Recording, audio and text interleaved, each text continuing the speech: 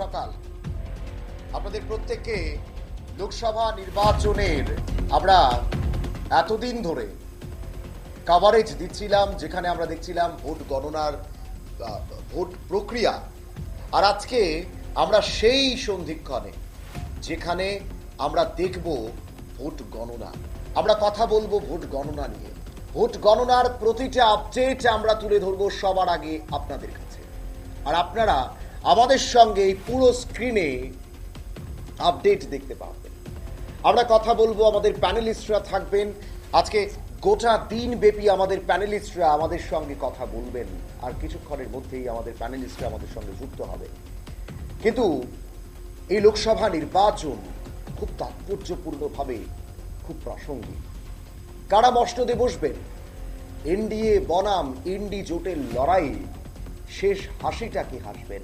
আপনাদের জানিয়ে রাখি, ইতিমধ্যেই কড়া নিরাপত্তা বেষ্টনী দিয়ে সাজিয়ে তোলা হয়েছে গোটা উমাকান্ত স্কুলকে। এই মুহূর্তের যে খবরটির দিকে নজর রাখছি, উমাকান্ত স্কুলের যে চারপাশ এলাকা রয়েছে শহর আগরতলার, প্রতিটা জায়গায় এক প্রকার বলা চলে নিরাপত্তার বেষ্টনী কিন্তু দেওয়া হয়েছে। পুলিশি নিরাপত্তায় মোতায়েন করা হয়েছে গোটা এলাকা, এবং সেদিকে প্রচুর পরিমাণ আধা সামরিক বাহিনী, টিএসআর জওয়ান এবং আমাদের রাজ্য পুলিশের যারা কর্মীরা রয়েছেন তারাও কিন্তু রয়েছেন। গোটা রাজ্যের একাধিক জায়গায় গণনা কেন্দ্র রয়েছে, প্রত্যেকটা জায়গাতেই কিন্তু সাজিয়ে তোলা হয়েছে নিরাপত্তা দিয়ে। সকাল 8টা থেকে, অর্থাৎ এই মুহূর্ত থেকে আর 1 ঘন্টা সময় রয়েছে। সকাল 8টা থেকে গণনার কাজ শুরু হবে, আর তারপরেই কিন্তু আমাদের কাছে বেরিয়ে আসবে সমস্ত আপডেট। প্রত্যেকটা গণনা কেন্দ্রের আপডেট আমরা তুলে ধরবো, আমাদের প্রতিনিধিরা তুলে ধরবেন। আমাদের কাছে যখন আসবে সেই আপডেটগুলো আমরা স্ক্রিনে সেই আপডেটগুলো আপনাদেরকে দেখাবো।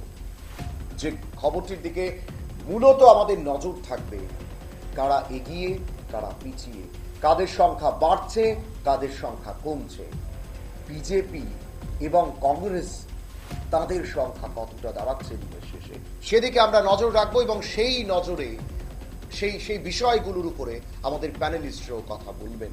আমরা ছবি দেখাবো প্রত্যেকটা গণনা কেন্দ্রের, আমরা ছবি দেখাবো গোটা দেশের বিভিন্ন গণনা কেন্দ্রের, যেখানে ইতিমধ্যেই আমাদের কাছে যা খবর আসছে বিভিন্ন দলের কর্মী সমর্থকরা কিন্তু পৌঁছে যাচ্ছেন। এবং আমাদের রাজ্যের, আমরা একেবারে শহরের কথা যদি বলি, উমাকান্ত স্কুলের সামনে কিন্তু বিভিন্ন দলের কর্মীরা, বিশেষ করে এনডিএ এবং ইন্ডিয়ার জোটের যারা কর্মী সমর্থকরা রয়েছেন তারা কিন্তু যাচ্ছেন।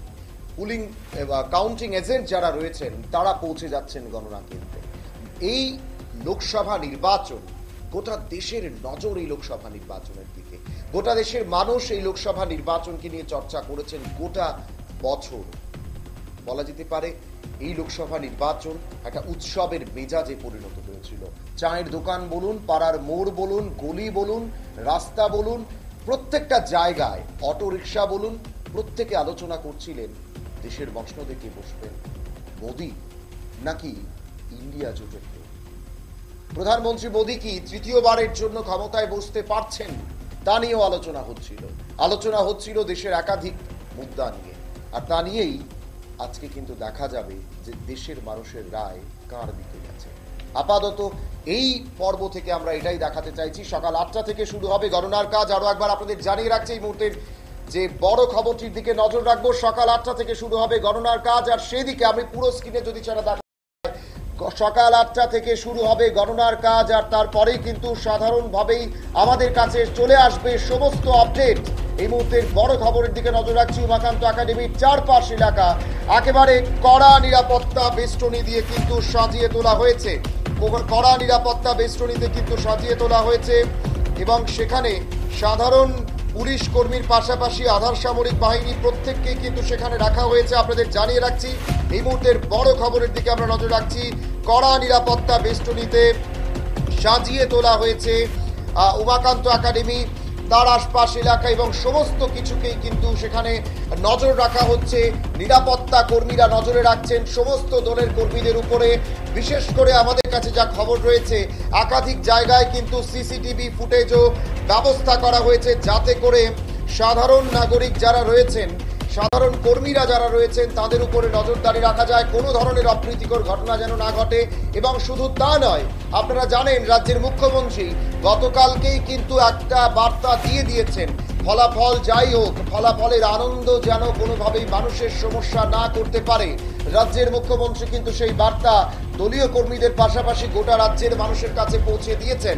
তিনি বলেছেন, ত্রিপুরা রাজ্য যেভাবে উৎসবের মেজাজে ভোটের প্রক্রিয়া সম্পন্ন করে, ঠিক এভাবেই যেন ভোটের প্রক্রিয়া সম্পন্ন করে এবং দিন শেষে যেন প্রত্যেকে হাসি খুশি থাকতে পারে, সেই বার্তা কিন্তু রাজ্যের মুখ্যমন্ত্রী দিয়েছেন।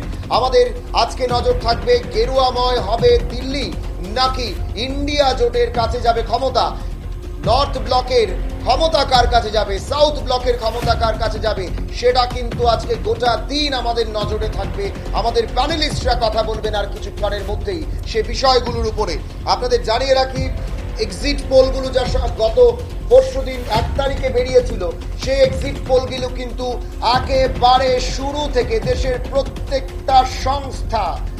প্রত্যেকটা এক্সিট পোলের সংস্থা কিন্তু বিজেপির দিকে গ্রিন সিগন্যাল দিয়েছে, এনডিএ জোটের দিকে গ্রিন সিগন্যাল দিয়েছে এবং বলা যেতে পারে প্রত্যেকটা সংস্থাই কিন্তু দেখিয়েছে 350-র উপরে কিন্তু যাবে এনডিএ, এমনটাই কিন্তু প্রত্যেকটা সংস্থা দেখিয়েছে এবং দুটো সংস্থা দেখিয়েছে 400 পার করবে এনডিএ।